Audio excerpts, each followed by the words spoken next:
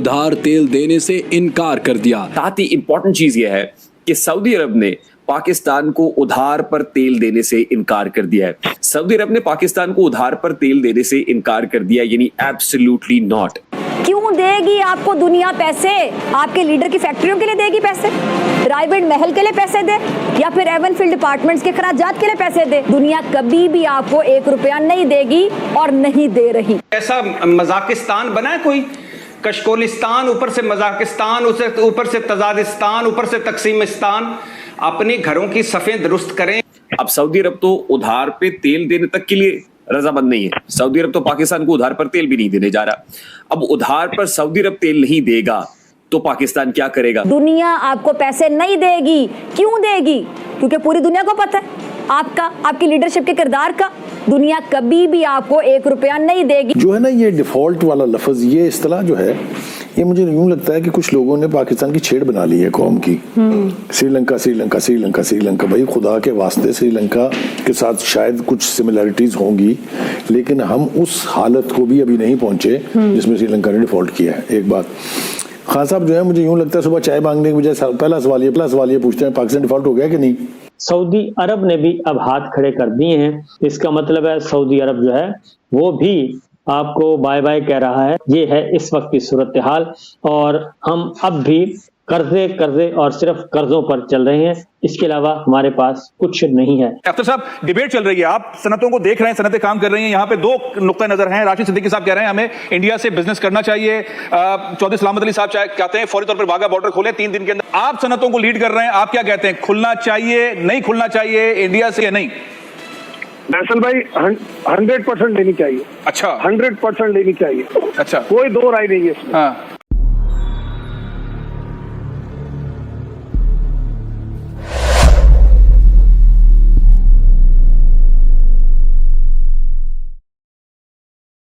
और Saudi Arabia, जिसके बारे में ये पिक्चर पेंट की जा रही थी कि वो हमें आके हमें रेस्क्यू भी कर लेगा, मामलात हमारे बिल्कुल ठीक हो जाएंगे, बहुत बेहतर हो जाएंगे, तो वो तो होता हुआ नजर नहीं आ रहा है at this point in time. अब सऊदी अरब तो उधार पे तेल देने तक के लिए रजामंद नहीं है। सऊदी अरब तो पाकिस्तान को उधार पर तेल भी नहीं देने जा रहा। अब उधार पर सऊदी अरब तेल नहीं देगा तो पाकिस्तान क्या करेगा? आपका जो इलेक्टेड ऑफिशियल है, जब वो जाता है तो वो ये एक्सपेक्टेशन लेके जाते हैं कि सऊदी अरब हमें कुछ पैसे देगा या कोई इन्वेस्टमेंट या कोई इस तरह के मामलात करेगा। अदरवाइज सऊदी अरब की इसके अलावा क्या अहमियत है, आप मुझे ज़रा बताएं। पाकिस्तान के किसी जियोपॉलिटिकल स्ट्रेटेजिक किसी मामलात में उसकी क्या अहमियत है सिवाय पैसे देने के?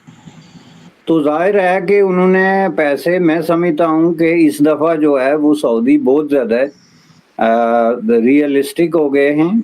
और अब सऊदी अरब के अंदर भी जो एक शऊर डेवलप हो रहा है सोशल मीडिया की वजह से, उसकी वजह से भी अब वो शहनशाही खाते कि जिसको मर्जी उठा के इतने दे दिए, अब वो भी नहीं कर सकते, क्योंकि अब वहाँ भी क्रिटिसिज्म शुरू हो गया। अब जो है वो सऊदी अखबारात उठा के पढ़ें तो उनमें अब ये चीज़ें डिस्कस होती हैं। वो बादशाहों की तरह की वाली बात नहीं रही कि ठीक है जी बरादर इस्लामी मुल्क है तो 10 बिलियन दे देते हैं। इसलिए उन्होंने जो सरमायाकारी की बात की, देखें सरमायाकारी की बात करना और जो है वो पैसे देने में ये बहुत बड़ा फर्क है। और मैं समझता हूँ कि ये पॉलिसी में जंप है, क्योंकि आर्मी, जिसका मतलब ये है कि वो दिन गए जब आप सऊदी अरब से पैसे लेके अय्याशियाँ करते थे।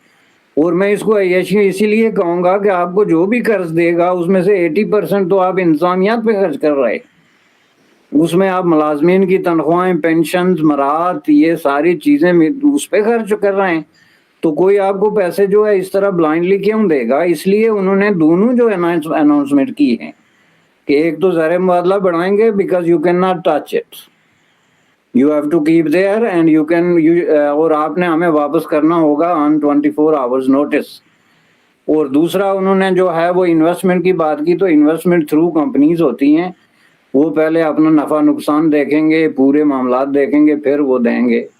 और उसके लॉन्ग टर्म असरात जाके 3, 4, 5 साल बाद जाहिर होने शुरू होंगे। लिहाजा इन दोनों चीज़ों का पाकिस्तान का जो नंबर 1 चैलेंज है डिफ़ॉल्ट, उसके साथ कोई बहुत करीबी ताल्लुक नहीं है। आल्दो के इससे कुछ लोगों के हौसले ज़रूर बुलंद होंगे कि उम्मीदें ज़रूर पैदा होंगी, लेकिन जब तक ये पाकिस्तान का अलल्ले तलल्ले जो हैं कि जिसमें एक आपके 5वें स्केल का एक मुलाजम है, उसका जो प्रोटोकॉल और खर्चे हैं वो जनाब वाइट हाउस के मुलाजमीन से भी ज़्यादा हैं अगर, तो फिर आप जितने पैसे बाहर से ले लें, कोई कितनी मदद क्यों ना कर दे, आप जो है वो कहीं नहीं पहुंच सकते। बिल्कुल सही कह रहे हैं बैरिस्टर साहब, और अगर हम खुद अपनी मदद ना करना चाहें तो जारी बात है कौन हमारी मदद कर सकता है। बैरिस्टर साहब, जारी बात है मुल्क के अंदर एक फेवरेबल बिजनेस एनवायरनमेंट कहा जाता है, उसके लिए जारी बात है आपको एक लॉ एंड ऑर्डर बेहतर होना चाहिए। डिफॉल्ट के हवाले से जो है वो बड़ी खबरें आना शुरू हो गई हैं कि हम डिफॉल्ट कर सकते हैं, कितनी सच्चाई है इसमें, और मतलब किस तरीके से बचा जा सकता है इस सूरत हाल से? देखिए आयशा, बात यह है कि ये जो बहरान हम इस वक्त जिसका सामना कर रहे हैं, ये आज तो क्रिएट नहीं हुआ है, ना ये पिछले 8 महीने में हुआ है, ना ये पिछले 2-3 साल में हुआ है, ये काफ़ी पुराना सिलसिला चल रहा है। अच्छा खासा मुल्क चल रहा था, अगर आपको याद हो। फिर 2014 में हंगामा खेजी मुल्क की सियासत में शुरू हुई। फिर 2018 में इलेक्शन का मैंडेट का क्या बना, चोरी हुआ, किसी ने कहा कि जी डाका पड़ गया, उसके नताइज के तौर पर जो हुकूमत सामने आई, फिर उसकी पॉलिसीज, ये मेरा ख्याल है सारा कुछ जो है हमें कुछ इस तरीके से अपने सामीन को समझाने की कोशिश करनी चाहिए कि ये फितना इजाद कैसे हुआ, पनपा कैसे, और आज ये एक इतने बड़े देव की तरह हमारे सामने क्यों खड़ा है। जो है ना ये डिफॉल्ट वाला लफ्ज, ये इस्तेलाह जो है, ये मुझे यूं लगता है कि कुछ लोगों ने पाकिस्तान की छेड़ बना ली है कौम की। श्रीलंका श्रीलंका श्रीलंका श्रीलंका, भाई खुदा के वास्ते श्रीलंका के साथ शायद कुछ सिमिलरिटीज होंगी, लेकिन हम उस हालत को भी अभी नहीं पहुंचे जिसमें श्रीलंका ने डिफॉल्ट किया है। एक बात खान साहब जो है, मुझे यूं लगता है सुबह चाय मांगने की बजाय पहला सवाल ये पूछते हैं पाकिस्तान डिफॉल्ट हो गया कि नहीं, क्योंकि उनकी जितनी प्रेस कॉन्फ्रेंसेज हैं, उनकी जितनी गुफ्तगू है, उनकी जितनी तकरीरें हैं, उनके जितने कौम से खिताब हैं, उस सब कुछ में उनका सबसे पहला सवाल भी यही है और सबसे बड़ा उनका आर्गूमेंट भी यही है कि पाकिस्तान डिफॉल्ट कर जाएगा। जनाब ठीक है, पाकिस्तान डिफॉल्ट करेगा या नहीं करेगा ये तो आने वाले वक्त में तय होगा, लेकिन पहले ज़रा आप थोड़ा सा अपना भी हिसाब दे लें, ठीक है, वो पूछना चाहिए।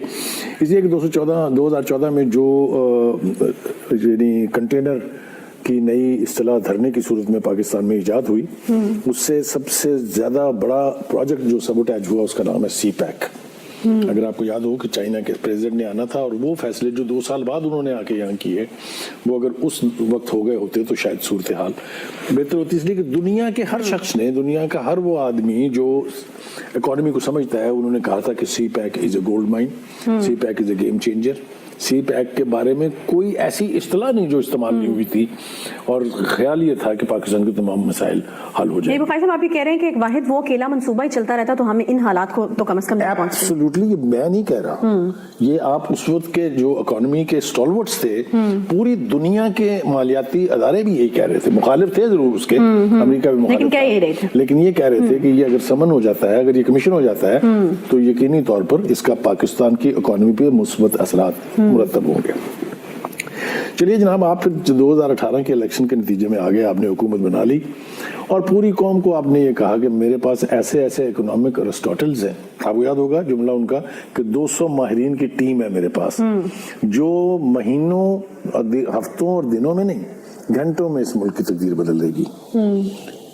तो मैं कहना ये चाह रहा हूँ कि वो तकदीर बदलते बदलते जब हम कोशिश कर रहे थे कि IMF के साथ हमारी डील हो जाए और कोई ऐसी डील हो जाए, यही कर रही थी ना हुकूमत। फिर जब उन्होंने देखा कि उनकी हुकूमत तो जा रही है, वोट ऑफ नो कॉन्फिडेंस पेश हो गया, तो उससे कुछ अर्सा पहले उसको एंटिसिपेट करते हुए उन्होंने IMF की उस डील के साथ क्या खिलवाड़ किया है, वो इकोनॉमी की ज़बान में अगर मैं आपको बताऊं तो सवाए इसके कि वो बुनियाद रखने की कोशिश की गई कि पाकिस्तान डिफॉल्ट